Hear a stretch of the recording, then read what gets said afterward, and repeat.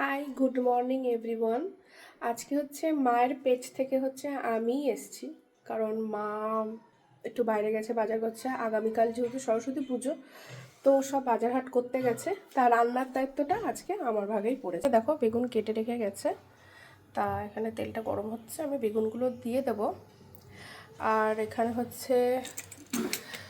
ডিমের ডালনা করব, তাই ডিম আর আলুটা সেদ্ধ করা হয়ে গেছে। তেলে আস্তে আস্তে বেগুনগুলো ছেড়ে দিই, এখানে হতে থাকুক। বাজার থেকে আসবে আস্তে আস্তে, এখনো অনেকক্ষণ আস্তে আস্তে। আর এইদিকে দেখো, কাতলা মাছ আছে, এটা একবারে রান্না করেই নেব, ভেজে টেজে রাখবো এখনো পর্যন্ত। পেঁয়াজ টেয়াজ এগুলো কাটা বাকি রয়েছে, তারপরে সব রান্নাবান্নায় হাত দেবো।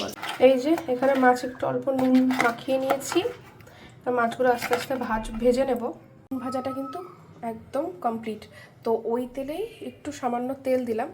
এই যে বেগুন ভাজাটা কমপ্লিট, আর এবার আস্তে আস্তে মাছটা ভেজে নেব। তেলটা কিন্তু গরমও হয়ে গেছে, তা আস্তে আস্তে এবার ভেজে নিই।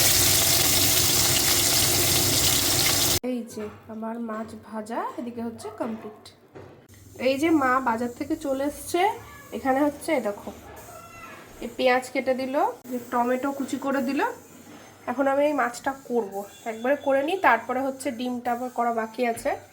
এই যে স্টার্ট করলাম, এই যে একটু ভাজা ভাজা করে নিই, তারপরে কেটে রাখা টমেটো দিই। এই যে অল্প একটু নুন দিয়ে দিই, মধ্যে অল্প করে একটু হলুদ দিলাম, কালারের জন্য সামান্য একটু কাশ্মীরি লঙ্কা, ব্যাস।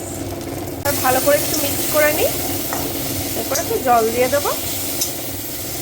আর এখানে গোটা লঙ্কা আছে, গোটা লঙ্কাগুলো দিয়ে দেবো। গোটা লঙ্কাগুলো দিয়ে দিয়েছি, একটু ভাজা ভাজা হয়ে নিই, তারপরে জলটা ঢেলে দেবো।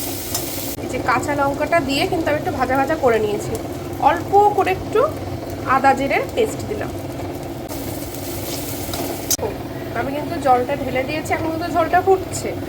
এবার আমি একটু গরম মশলা দিয়ে দিলাম। এবার অনেকে একটু পরে মাছগুলো ছাড়ে, বাট আমার একটু টেস্টি লাগে এভাবে খেতে, তো আমি এভাবেই রান্নাটা করি। মাছগুলো কিন্তু আমি এখনই দিয়ে দেবো ঝোলে, মানে মনে হয় কি মাছটা একটু বেশিক্ষণ ফুটলে ঝোলটা বেশ একদম মাছের মধ্যে একদম যায়, তো খেতেও না বেশ টেস্ট লাগে। এভাবে একবার করে দেখো, অনেকেই হয়তো করে এভাবে, কিন্তু অনেকটা ফুটে যায় ঝোলটা তারপরে। বাট আমি এইভাবেই একটু গাঢ় গাঢ় করে নিই, মাখো মাখো লাগে, তবে এটা খেতেও বেশ ভালো লাগে গরম ভাত দিয়ে। আর একটু মাখো মাখো হবে, তারপরে আমি কিন্তু নামিয়ে দেবো, প্রায় হয়েই এসেছে।